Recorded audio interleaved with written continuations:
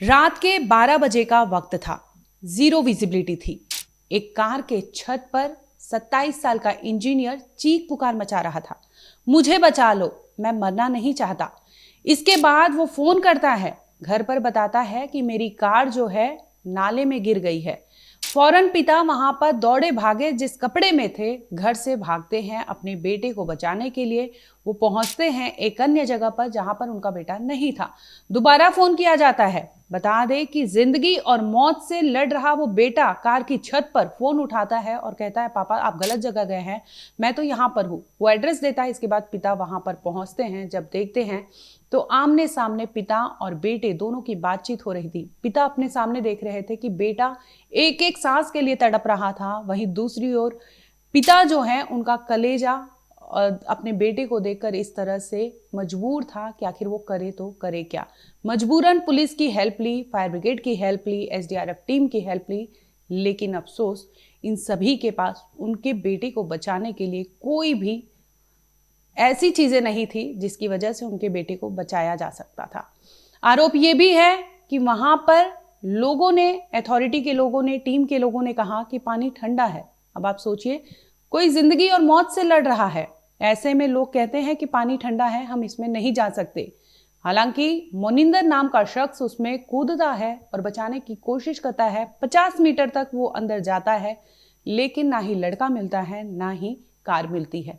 यानी एक लड़का वहां पर लड़ते लड़ते अपनी जिंदगी से हाथ धो बैठता है। वो तमाम ऐसी कोशिशें करता है जिसकी वजह से वो बच सके या बचाया जा सके, लेकिन अफसोस उसकी जिंदगी बच नहीं पाती।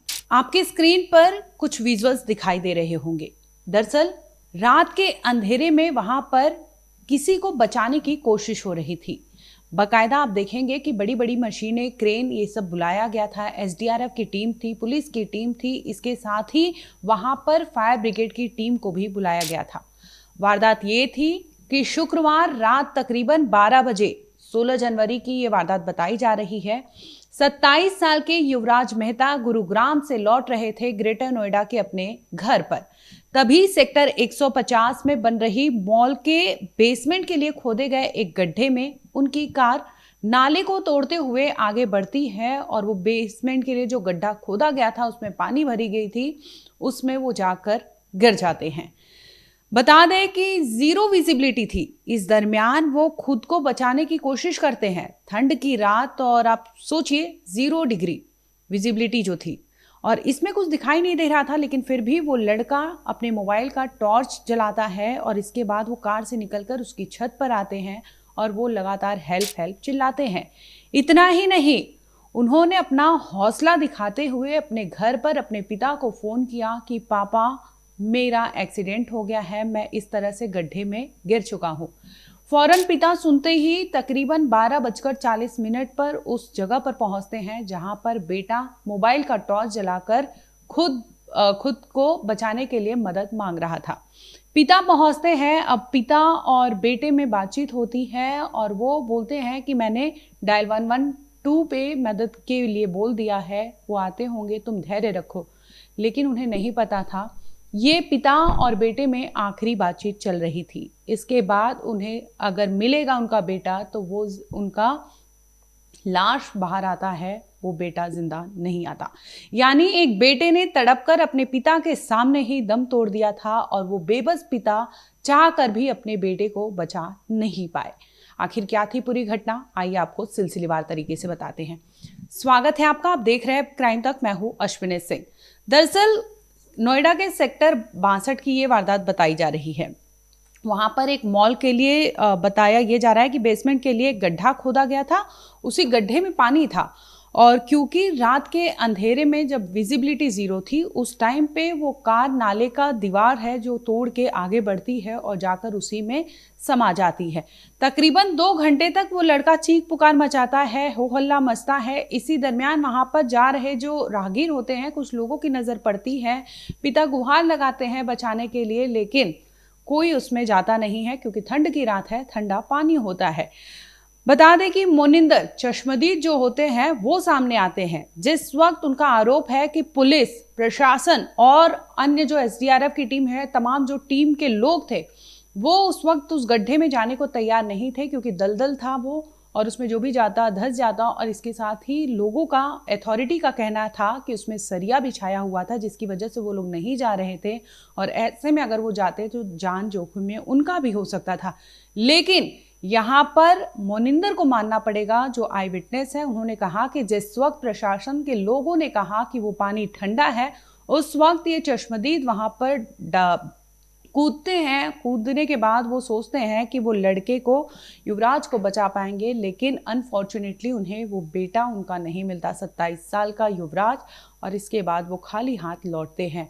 उनका कहना है कि समय पर अगर मदद मिली होती, समय पर वहाँ पर टीमें डाइव की होती, तो हो सकता था कि युवराज को जिंदा बचाया जा सकता था, लेकिन ऐसे में कोई वहाँ पर उसकी मदद के लिए बाहर नहीं आया, जिसकी वजह से एक 27 साल के युवा इंजीनियर ने दम तोड़ दिया था।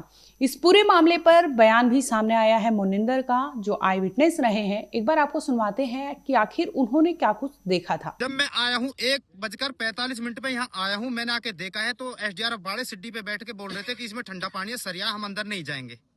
जो लड़का मुझसे 10 मिनट पहले ही डूबा था, मैं बोला तुम बाहर आओ, मैं जाऊंगा अंदर। वो बाहर आए, मैंने अपने कपड़े उतारे, मैंने कमर पे अपने पर रस्सा बांधा और कम से कम 50 मीटर अंदर गया मैं, और कम से कम 30 मिनट मैंने वो लड़का ढूंढा अंदर इस पानी में। रात 1:45 बजे 30 मिनट तक मैंने वो लड़का ढूंढा, ना तो मुझे गाड़ी मिली, नहीं मुझे लड़का मिला। पापा मैं नाले में गिर गया हूँ, मुझे बचा लो, मैं मरना नहीं चाहता। ये आखिरी शब्द थे एक बेटे के, 27 साल के युवराज के, जो अपने पिता को लगातार कह रहे थे। फ़ोन पर उन्होंने कहा। इसके बाद लगभग पौना घंटे के बीच में वो पिता वहाँ पहुँच जाते हैं। उनका कहना है कि पहले मैं तो दूसरे साइड पर गया था जहाँ पर मुझे युवराज नहीं मिला। इसके बाद उसने फ़ोन किया कि तुम कहाँ हो, तो उन्होंने बताया कि मैं घर के पास के ही नाले में हूँ। जिसके बाद पिता वहाँ पहुँचते हैं, पुलिस की टीम को, सबको सूचना देते हैं, लेकिन उन्होंने कहा कि मैं अपने सामने अपने बेटे को दम तोड़ते हुए देखा। वो लगातार चीख पुकार मचा रहा था। उसने हौसला दिखाया, अपने कार की छत पर आया और कार की छत से उसने फ्लैशलाइट ऑन किया ताकि उसकी नज़र पड़ सके लोगों की, और वो लगातार गुहार लगा रहा था, बचाओ बचाओ बचाओ। लेकिन इस दरमियान समय पर उसे मदद नहीं मिल पाई, जिसकी वजह से उसने अपने ही पिता के आंखों के सामने दम तोड़ दिया। उन्होंने देखा कि कैसे वो दलदल में, उस नाले में उनकी गाड़ी समाई, उनका बेटा वहाँ समा गया, और आखिरकार जब टीम, एसडीआरएफ की टीम अगली सुबह यानी 17 जनवरी को ऑपरेशन करती है, जिसके बाद आखिरकार युवराज की बॉडी बरामद की जाती है, उन्हें अस्पताल ले जाया जाता है, जहां पर उन्हें डिक्लेयर कर दिया जाता है कि उनकी जान अब नहीं है।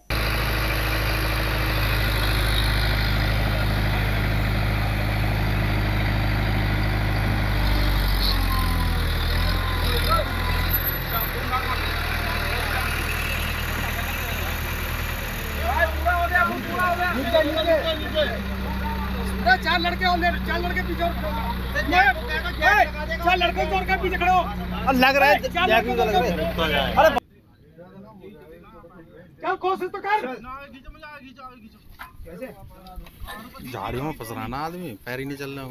क्या कह रहा है क्या बेटा? ज्यादा ये बहुत गहरा पानी, पैर भी ना आ रहे, और इससे इस पूरे मामले पर पिता का बयान भी सामने आया। एक बार आप वो सुन लीजिए।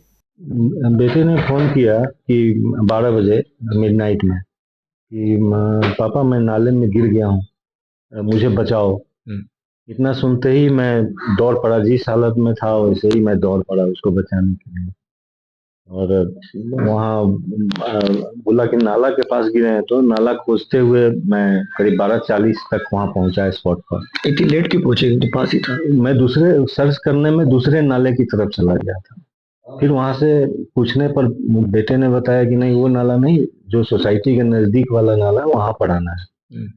तब मैं फिर वहां से जो भी उपलब्ध गाड़ी थी उसको पकड़ करके वहां पर आया। तो आपकी कन्वर्सेशन कैसे हो रही थी? मोबाइल से हो रही थी, वो मोबाइल से बात कर रहा था। जब स्पॉट पर पहुंचा मैंने उसको फिर फोन किया, बेटे कहाँ हो, दिखाई नहीं पड़ रहा हो। तब कोहरा इतना था कि दिखाई नहीं। हाँ, तो फिर उसने अपना मोबाइल टॉर्च ऑन कर लिया, और तब वहां से देखा एक हल्का सा लाइट वहां पर नजर आ रहा था। बोले बेटा बैठना मत। तो नहीं, मैं बैठा हुआ नहीं हूँ, बैलेंस बिगड़ रहा था, हम लेटे हुए हैं। तो गाड़ी की छत पर वो गाड़ी से निकल कर बाहर आया और हिम्मत करके छत पर लेट गया था, और वहां से हेल्प हेल्प चिल्ला रहा था। ताकि कोई राह चला भी कोई आदमी उसको हेल्प कर सके। मैं भी वहां पर पहुंचा, उसके बाद हम सहायता के लिए इधर उधर दौड़ने लगे कि कोई मदद करे। रात का समय था, लोग भी काफी कम आवाजाही थी उस टाइम। फिर हमने 112 डायल किया और पुलिस की सहायता मांगी। तो पुलिस करीब 20 मिनट 22 मिनट में पहुंच गई थी स्पॉट पर। फिर उन्होंने फायर ब्रिगेड को फोन किया, एनडीआरएफ और एसडीआरएफ को फोन किया। तो फायर ब्रिगेड की टीम पहले आई और उन लोगों ने रेस्क्यू के नाम पर बस केवल लिमिटेड ही उपाय यूज किया। वहां पे उन्होंने रस्सी का उपयोग किया, और लेकिन रस्सी सही जगह पर पहुंच नहीं पाई, मेरे बेटे को सपोर्ट मिला नहीं। उसके बाद वो हाइड्रोलिक वाली मशीन भी आई, काफी लंबी लंबी बड़ी सी, लेकिन तब भी वो लोग रस्सी वहां नहीं पहुंचा सके। कमी ये आखिरी कि उन लोगों के पास स्विमिंग वाला कोई पर्सनल नहीं था और बोट वगैरह नहीं था, ताकि बोट से वो बेटे तक पहुंच सकें और उसको मदद कर सकें। बताइए जरा कि स्थानीय युवक ने कहा था कि मैं बचाने चला जाता हूँ, उसे कोशिश भी की थी। वो तब तक लेट हो चुकी थी। वो आया, जंप भी किया और पूरे में 2 बार उसने सर्च भी किया, लेकिन तब तक मेरा बेटा गाड़ी से डूब चुका था। तो ये एसडीआरएफ वाले या फिर दमकल वाले ये क्यों अंदर नहीं गए? अगर कोई तैरने के लिए जाता, उसमें तैर कर उसको मदद करता, तो मेरे बेटे की जान बच सकती थी। क्यों नहीं गए थे, क्यों नहीं जा रहे थे? वो लोग बोला थे नीचे बहुत सरिया है, जान जोखिम में हम लोग नहीं डाल सकते। हम पूछे कोई स्विमर है आपके पास टीम में या, तो बोला नहीं नहीं। उसके बाद सुबह में करीब 4 बजे वो एसडीआरएफ की टीम आई। फिर उन लोगों ने 1-2 घंटा तैयार होने में लगाया कि बोट को जाने के लिए स्लोप चाहिए। फिर उन्होंने जेसीबी मशीन मंगाया, स्लोप बनाया। 6 बजे के करीब में रेस्क्यू ऑपरेशन हुआ। फिर मेरे बेटे का बॉडी रिकवर। गाड़ी अभी भी नहीं मिली? कौन सी गाड़ी? जिस गाड़ी पे थे वो? नहीं, गाड़ी अभी भी नहीं मिली। अभी नहीं मिली। तो ये पानी अक्सर भरा रहता है या अभी भरा है यहाँ पे? नहीं, पानी अक्सर उसमें रहता है, मैंने हमेशा रहता है पानी उसमें। बताया जा रहा है कि सर पहले भी एक घटना हुई ट्रक वाली कोई यहाँ? ट्रक वाले 1-2 सप्ताह पहले ट्रक वही उसी रूट को तोड़ करके ट्रक घुसा था नाले में, लेकिन चूंकि ट्रक का साइज बड़ा था तो आगे ज्यादा नहीं बढ़ा और ड्राइवर को बचाया जा सका।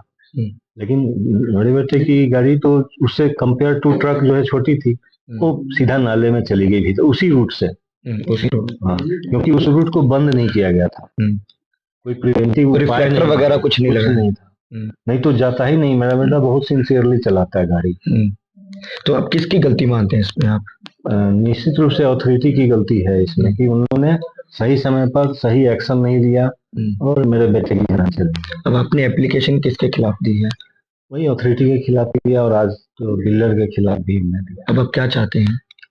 मैं तो यही चाहता हूँ कि अकाउंटेबल पर्सन को पर सुटेबल एक्शन लिया जाए और प्रिवेंटिव उपाय किया जाए कि आगे रेकरेंस नहीं हो इस चीज की।